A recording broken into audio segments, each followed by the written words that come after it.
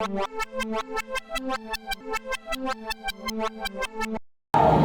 to Dance Mogul Magazine. My name is Anthony Harris, and we're here with someone who really needs no introduction, but he's a legend, and I'm very honored to be here. I'm kind of nervous, so excuse me if I may stumble, but you don't understand what he has meant to me and my life, as far as my dance career, and just to millions of other people in dance. We have Michael Boogaloo Shrimp Chambers, also known as the legendary Turbo from the movie Breakin. How are you, sir? Very fine, and thank you, Dance Mogul, for having me. It's an honor. I mean, your magazine for me, has been a platform to showcase choreographers and people in the industry and what they've done, and just to be able to do this interview, it's a pleasure for me to be sitting down with you guys as well. Thank you, sir. Let's go all the way back even before Breakin, okay? Because clearly you were young, in that movie. How did you get started, with the street dancing? At first, I noticed the power of the dance. It was in 7th grade. This was the time in my area where African American males from the inner city were looked at like, oh, okay, he's either a gang member or, he's just a black guy. And people were kind of afraid because they didn't understand our culture.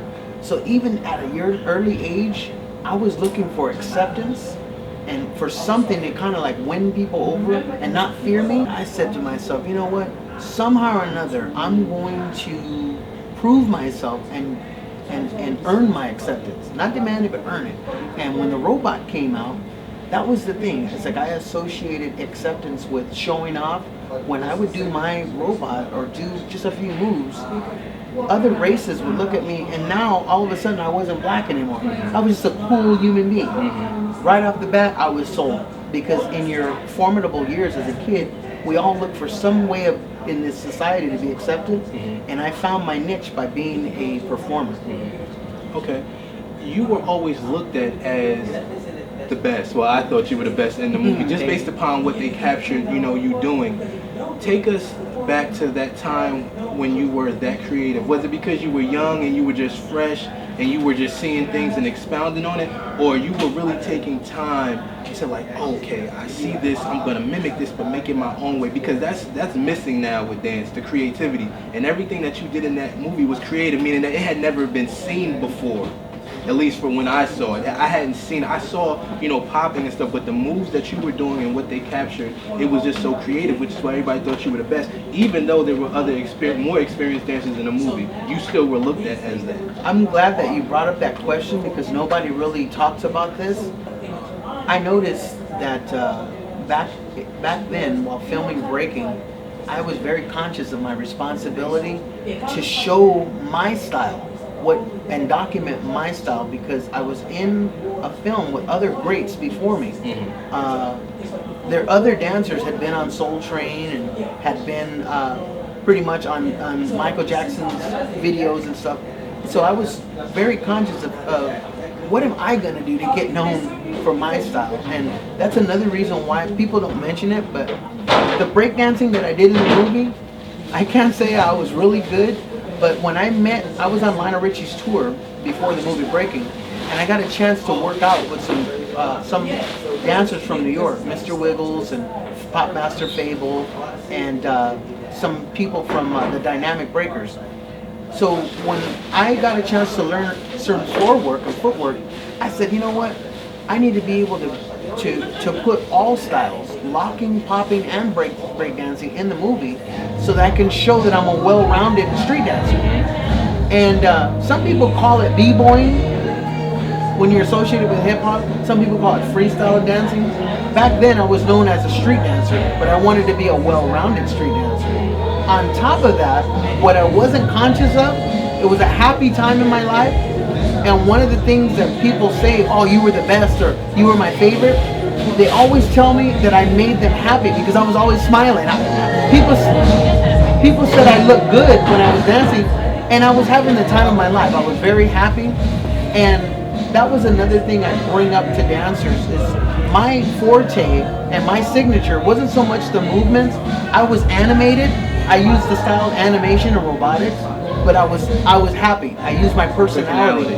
So my personality came out in my dancing. Okay, so after the movie, I'm pretty sure that was even more exciting because from what it looked like, it seemed like you and Shab were kind of like the first street dancers to start touring and going around doing workshops, especially overseas. What was that like to be so young doing that? Well, I wanna clarify something. I never personally got into the workshop situation. Shabadoo and some other people, they ended up doing workshops overseas, but I pretty much, I got an opportunity to be an actor comedian. If you look at Breakin and Breakin 2, I had some jokes which were all improvised. Yes. So as I became of age, I joined the Screen Actors Guild in 1983, which for me, man, this was a career for me. Not just to stay in dance, but maybe to learn other facets, consulting or other things, grow into another aspect of the business. So I have been doing things since in other facets of the business. And one of the things I didn't want to do was teach a workshop because I felt my style, I was still on the journey with my style, and I didn't want to give away my tools or my secrets just yet. And the thing is, I held on to like a lot of my technique because there was still room to grow, and I got like into the way that I navigated my career, as I brought up in my dance class, is people don't know this, but I started trying to take jobs to actually open up doors for future dancers. One of the first things that I was conscious of after the movie Breakin, we had a lull from 1987 until like 1999. Popping in that style wasn't really a big deal. People were doing the house dancing and Kid and Play, Bobby Brown, MC Hammer, all those dances that came through, but people weren't popping. So what I did in the 90s, I went to my agent and I said, you know what, I don't want to be in a music video anymore. I don't want that glory shot in a commercial. I want to reach the special effects industry. My agent went, oh, okay. So I got an audition for a robot part in the movie Bill and Ted's Bogus Journey.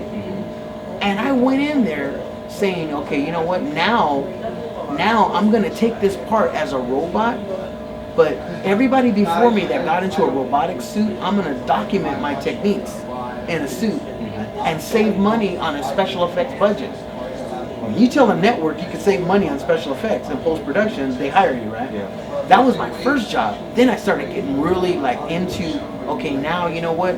I got that job. Now I'm on to something that maybe the next guy that's into this style of dancing can go to an audition and get the job. After that job, I played the character of Steve Urkel, a robot Steve Urkel on Family Matters. Yes. Now, they had the concept, but they were scratching their heads like, how are we going to make a robotic Steve Urkel? And at the time, the movie Terminator was popular. Terminator 2 was popular. So they wanted to kind of like make the Terminator robotic version of Steve Urkel. So the writer, the special effects guy, came up to me and said, you need to go into a writer's meeting. We went into the writer's meeting. He goes, I need you to show the director and the producers and the writers how you're going to bring this robot to life before they spend the money on the special effects. Sold it. They did 2 episodes. It was 2 of the biggest episodes of Family Matters. The robot, Urkelbot. And based on those 2 jobs, I realized that what I was embarking on was opening up doors for my robotic style, so that if somebody after me said, okay, you know what, I'm going to get an agent, I want to get a job, maybe they can go and get a gig doing that. I also did a lot of people don't know, I played the character of MC Scat Cat in Opposites Attract with Paula Abdul. 2 steps forward, I take 2 steps back. What was interesting, Paula Abdul told me one of the reasons why I got that job, there were thousands of people at that audition. One of the reasons I got the job was my personality. They were looking for a face. I'm really animated. When I'm having fun, I get silly, right? They were looking for a personality and not just a dancer, so that the animators can draw. If you look at the cat, the faces I was making and breaking, the cat is very animated. So they were like, he's got the job, because not only did I do the moves, but I was having fun with it. And I was being I was in character as a court jester. And they were able to see this from just your regular ability, not dressed up and not painted up. They were able to see the things they wanted to create based upon just you. And just so that you can maybe when your interview comes out, if you want a link, you can go to YouTube. They just released some of the footage. You can go under Rare Opposites Attract. Rare Opposites Attract. It shows the behind the scenes of the video, where it actually shows me in the video with Paula. Okay. So you can actually see. And then under Boogaloo Shrimp on YouTube, you can find the behind the scenes of Opposites Attract, where they zoom in and you can see me doing facial expressions. It's pretty interesting, the behind the scenes footage. Wow. Okay, now let's fast forward a little bit past the 90s, and dance is growing, and now you start seeing the TV shows, and are you sitting back like, wow, I had something to do with all this? Does that cross your mind, thinking that wow, I opened the door for even these shows and these competitions to be able to have a lane to exist? No, I think in a lot of ways my ego wouldn't let me think like that. You know, in all humility, you know, all respect to our Father in heaven and other pioneers.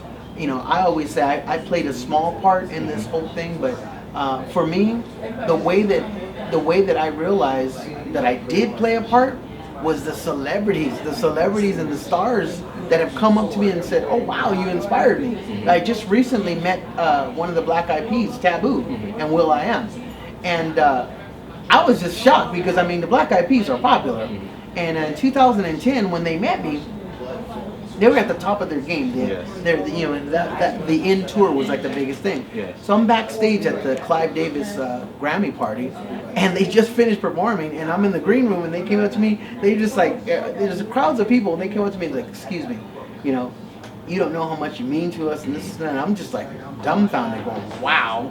And Taboo, he told me that I meant so much to him as a dancer, you know, in influencing his style. And I was like, "Really?" He goes, "Yeah." He goes, "You need to get my book." He goes, "I'm gonna mention you on my book." So he mentioned me in his book, Falling Up. I was so honored to be in there. He also asked me to be on stage with him. So I got a chance to perform with him at the Staples Center. So it got better. We formed a friendship. You know, we're gonna be working together. But the thing that Will I Am did, I had no idea. Will I Am is kind of quiet. I turned on the radio one day after we met, and Will I Am did a song called Forever with Wolfgang Gardner. In the first lyric of his song, he says, "I'm that Boogaloo Shrimp." So Will I Am put me in one of his lyrics, and Taboo put me in his book, and we're going to be working together. And so when I step back and I look at entertainers, when they show me respect, then I know the impact that I had on the industry. Almost like actors, when you get an award at the Academy Awards, those are your peers. For me, instead of bragging rights, when there's people in the industry that come up to me and say, "Hey, look, you know, I recognize your work," it really, really validates to me how much of an impact that I made. I understand. Now today, I know you said at first you didn't, you know, want to do the workshop thing, but today, now you're here doing the workshops. And I heard you say earlier that, you know, it's because of the misinformation out there, and you know, you want to clear things up, and so to give the next generation a clear start, you know, and a good start, you know, starting for some foundation, so they can have a longer lasting career, and even with not just dance, but just with the popping in general. I like how you singled it out to just the popping, and not just, oh, this style, that style. You said, I can make you a successful popper. I can show you what you need to do for your agent to help get you work. Not many people are saying that about a style like popping. They'll say that about the hip hop. Oh, you be a hip hop dancer and this and that. But you're saying I can make you a successful popper because you have been there. So tell us about what you're doing here today and also for the future. There's two objectives. There were two objectives that pertain to me why I chose to finally do a workshop. My first objective was this. I have been dormant and non-political in this, with all the dance politics and all the teachers and all the workshops and everybody doing their thing. I've been a little bit quiet from the standpoint that I was doing other things, but I took it upon myself to say, you know what, there's a lot of misinformation about me and my knowledge of what I'm about, and I said, you know what, this is a time for me to come out, meet the new generation, and show the new generation respect. Sometimes innovators and creators They want all the glory for themselves, to edify themselves, and that's them, not me. I wanted people to actually hear words from my own mouth and actually feel my own vibe and my own spirit, and let them know that I'm working in conjunction with them, that I'm not coming to dump off my own history, nor am I trying to preach my own history. And back to telling them about what I said about popping, what I found, what helps you work as a popper. The only way I can substantiate that is on my resume. I got a lot of my jobs, big jobs, because of the popping style. Maybe there's some tools that I'll leave them with, where they can tell their agent or come up with their own concepts, their own choreography, bigger than YouTube, stage, film, and theater. This Broadway dance theater, to me, New York has always been big, everything real big. And these are the future of the people who want to make it in the industry. Whether they take jazz, tap, or anything, that was another thing. I told them to take all styles of dance and use elements of what I'm teaching and incorporate it. That way it's still in the industry, and it builds to legitimacy. There's not enough popping scholars, and I'm not saying I'm one, but I was just sharing knowledge of what has worked for me. I went into auditions, I met artists that said, wow, I never thought that this could be utilized in this production, and I've seen great things with the art. And it continues to grow. So my whole thing was to share my knowledge, to let them know how to navigate an agent. Maybe they'll get a talent agent, but the agent doesn't know how to market them. Yes. It's bigger than a music video. It's bigger than a music video. Maybe they got knowledge to be the assistant choreographer. People don't talk about the assistant choreographer. There's a main choreographer, but then maybe in the ensemble, there's an assistant that just has that one piece. Back to Michael Jackson. One of the favorite things I liked about Michael Jackson, he was able to do a theatrical piece and use jazz dancers and then have a glory piece for the poppers. Yes. Captain EO was one of my favorite things because they were all doing jazz dancing, and all of a sudden the robots came out and they did a popping number, Smooth Criminal. He was doing all this great stuff, and then there was a popping section, boom, boom, boom. Then it became his solo and his stage routine. He became a popper. Still to this day, there's people like Usher, Justin Timberlake. A lot of solo artists are using popping in their solos. Jabberwockies, Vegas show. I went to Vegas to support that show because people can say what they want. I think that it was revolutionary that the industry decided to bank. There's big money in Vegas. To get on a Vegas show is a big deal. The Jabberwockies sold it to Vegas and they're making money. Go out and live, my brother. Get paid. They sold that show and they're still working. Recently, there is an iRobot commercial. There's two dancers, Non-Stop and Mary Poppins. Because of their wholesome look, they sold that product just all with popping. So I was bringing out in my class, there are definite techniques that have been proven, a proven formula that works in conjunction with getting a job. That you can't rely on just an agent. You have to market yourself. And you know what?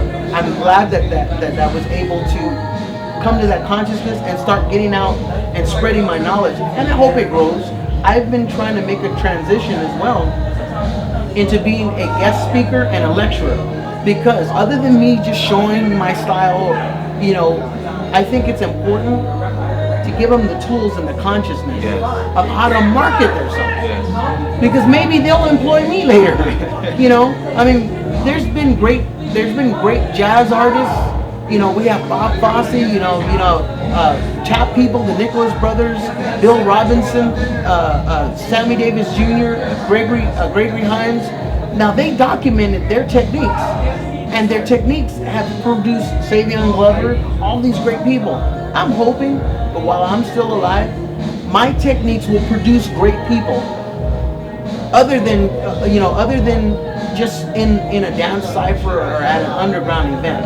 I I really want the industry to continue to look at this dance style and say, oh, it sells product. Yes. That's the way the system runs. If you can sell a product, you're validated. Yes. And hopefully these kids that are young and they got stamina, hopefully they'll be able to choose a wise career and learn the other aspects behind the scenes. I could be a choreographer, I could be a consultant, I could market health or energy supplements to help dancers, to be in franchise. That's where I'm getting at. Those are the things that we missed out on. You're also here in collaboration with Darren DeWitt. Can you tell us a little bit about that collaboration and what that means to you to, be able to work with him and also travel with him and do, different productions with him? It's a wonderful, wonderful experience to work with Darren from this standpoint. Popping came from the streets, and it's an improvisational dance. And the thing is, it's never really been organized and arranged. And the thing is, when you're able to work with a choreographer who can stage stuff and who can present it in a new light, there's certain things that I'm learning from Darren as far as the presentation. And for the first time, I'm able, not only do we have respect for each other, but I'm able to work with somebody who has a vision. He's a visionary as far as staging. Now, I did it in 1984 with Hyman Rogers, one of the original cast members of West Side Story, and we did the broom dance. Yes. I did the work, but he staged it. He said, you know what, let this kid do his thing, but it needs to be this way. So it's a wonderful experience. It's going to be interesting to see what else comes out of our work. But when we talk about legitimacy, Darren has been working as a choreographer, and I mean, he's very, very business savvy in the marketing of dance. And I feel very honored to be working in conjunction with him, because we're both building to try to continue to put it in the industry's eye that here we are, but also by us teaming up in a master class, they're getting the best of both worlds. They get to learn what techniques work for me with popping, but they also get a chance to learn choreography so that they can build ensembles. And what do you hope to accomplish, with the movie you guys have coming out? I saw the preview, and I understand where you're trying to take it as far as on a global scale, as far as including the Indian culture in the show, that we're unified, and that, you guys throw the street dance in there to say, like, well, look, this is the main thing, but you guys also include other forms of culture in that movie. What is your end game for that movie? Well, I can only speak on my perception of where he's going, because he is the director. Excuse me. But once again, when we were talking about acceptance in the beginning of this interview, this is a whole new generation that we're trying to reach of acceptance. Hip hop has become, in some people's eyes, a black thing. Mm-hmm. And the thing is, and it distorted. What is hip hop? There's a lot of dimension to hip hop. By him taking a chance on reaching the Indian audience, I think his objective was to let the world on the other side know, hey, you know what, this is a universal language. We are all in harmony, we're dancing to the same beat, and get back to that, because there's young kids that have isolated and made it just like their own thing, whether it's pride or whatever. And you know what, it's an art form that has conquered political boundaries. There's people here that came from Colombia, Argentina, there's a lot of people from Japan, and the thing is, that whole internationalism needs to be heightened. Those images need to be seen around the world, that this is not just the streets, or it's not gritty and urban, but it can be upscale, and it can be presented in a nice light. And that's what I hope that we both could accomplish with this movie.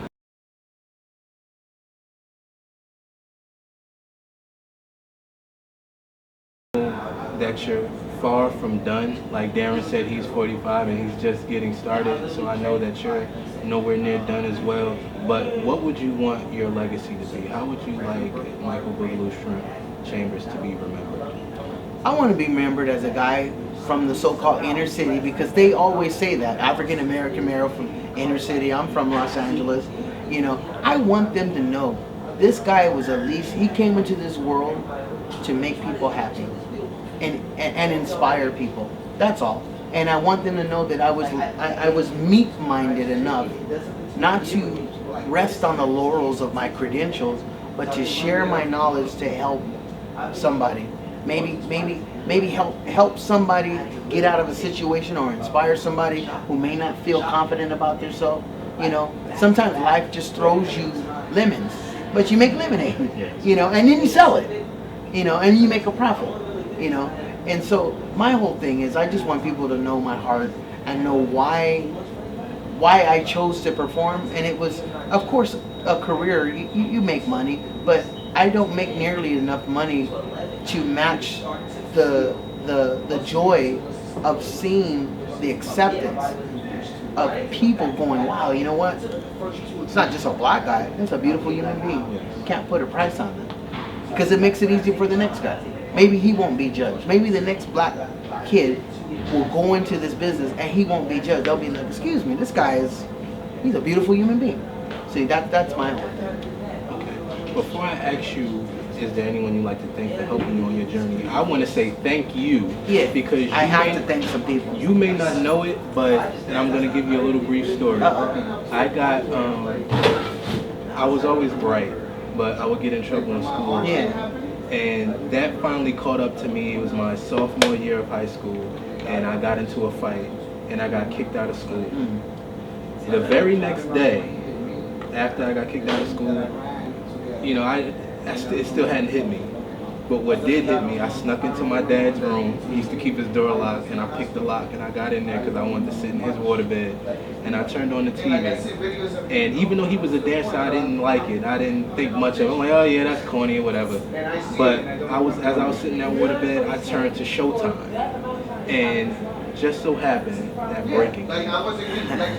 And I don't know what it was about what I saw. Of course it was the dancing, but it was everything, because I was so excited about that. This is when Napster and everything first came out. I was so excited about the movie that I even went and downloaded the whole soundtrack. You inspired me so much. You, Shab, and everybody else, you know, inspired me so much to get me focused on something that I'm still currently involved in now, and got me, you know, back into school, and it's kept me out of trouble. And without that, I'm telling you, it's just keeping it real. Without my father and without that movie, I would be dead. Because of, you know, the attitude that I had, and just I wasn't focused on anything. But that movie, something hit me like, wow, Anthony, you need to do this. Get focused on this. And me staying focused on that, he stayed focused on helping me. He said, okay, I'll help you with the dancing if you know, do good in school. So I got through school because I wanted to dance, and I wanted to dance because of what I saw you guys do. So I want to say thank you to you. That is so beautiful. That is so touching. And like you were saying, if there's somebody that I can thank, I really honestly want to thank George Lopez. George Lopez. I want to thank Steve Harvey. I definitely want to thank Taboo and will.i.am. I want to thank Omarion and the rest, Marquise Houston, for giving me respect while You Got Served was happening. I also want to thank Wayne Brady. Wayne Brady is a new friend of mine. Let's see. And everybody in the industry who I haven't met that was willing to take a chance on this dance style and believe that it can sell product and keep it going. I want to thank Dancing with the Stars, So You Think You Can Dance. Every dance show. I want to thank them all from this standpoint for allowing these kids to showcase their style and have a form and to believe in something. You know, this is a real valid style of dance. I want to thank the director Adam Shankman for incorporating popping and dancers into his production. I want to thank John Shute for believing that this dance style can still sell to the massive audience. And like I said, last but not least, I want to thank you guys. I've been trying to reach out to you when we spoke of our dance, but Dance Mogul Magazine means for me, it means that finally, you know, back in the day we had Fresh, Rap Pages, they had like all these other magazines, but your magazine concentrates on up and coming talent that has been there, what they're doing, and you give a form that the industry can look at as a roster and say, hey, these people are current, they're active, and it validates. It gives a validity to the active people. That's why it was important for me to take the time to work with you guys, because the thing is, there's a lot of mystery about not only your magazine, but me too.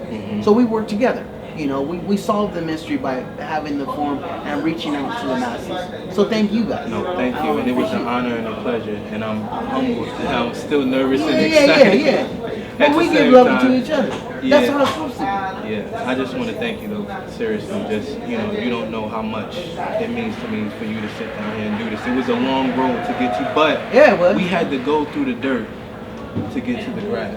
Exactly. You know, I look at it like this. When a seed is planted, you got to give time for it to grow. We don't know how it's going to grow, but if you don't plant or implement something, it's never going to be. We reached out to each other on one facet, and things happen and this and that, but it just so happened that our worlds came together because we pursued it. You know, and like I said, no matter what, all the middlemen, the agents, the managers or whatever, a lot of times lawyers and managers, they kind of water down things, but they don't know what it means to an artist. For me, to be in that magazine, I mean, if I'm on the cover, then so be it. But it doesn't mean that if I'm somewhere in that magazine, it'll mean a lot. And the thing is, just to be a part of it, that's what youthful to me, to be a part of that. You know, it's going to be even more powerful when you are on the cover, and we look forward to having you on the cover. For real, because, you know, without you and some of the other pioneers, we would not be here. It would not be in the eyes of many to take it that serious to even do a magazine. So you guys are responsible. I know you're humble, and Darren's humble. I'm like a little bit too humble, they say. You guys, and Darren was saying that sometimes, you know, you can't be so humble, but for real, it's when you think about it in its entirety, you guys were the first thing everybody really saw, besides seeing it on the street corners. Yes, you guys are responsible for our success and the success of a lot of these shows and everything. It is what it is. You guys are responsible. And another reason why I'm being more aggressive in my promotional campaign and getting out there, and especially reaching out to you, where I want to go, where I see myself, is being able to be accepted by the industry. I mean, Wayne Brady, he just became one of the guest judges on So You Think You Can Dance. Wow, that's good for him. No, he was on So You Think You Can Dance. I've been trying to earn my right. I don't demand anything. I try to earn it. If there's something I'm not doing, I'm going to go back and try to work my hustle better and grind to do it. But the thing is, I can't do everything myself. So that's where I need your guys' help. I'm trying to reach out to the industry and say, look, I'm still here. I have knowledge. I would love to be a guest on So You Think You Can Dance. I would love to be a guest on a production, a consultant. I don't have to be the star, but I'd like to still be involved because I have a resume that already shows, you know, this guy this guy's been working with all these different people, Paula Abdul, Michael Jackson, you know. That's how people get into the industry and get certain parts. So I'm hoping to reach out more to the industry and let them know that I'm still here. I still want to give my knowledge on a big scale. I'm being part of productions. And if you don't tell them what you want, you're never going to get it. Yes, I agree. Well, that's definitely going to happen because you're definitely going to be on the cover. And just because you're on one cover, that don't mean you won't be on another.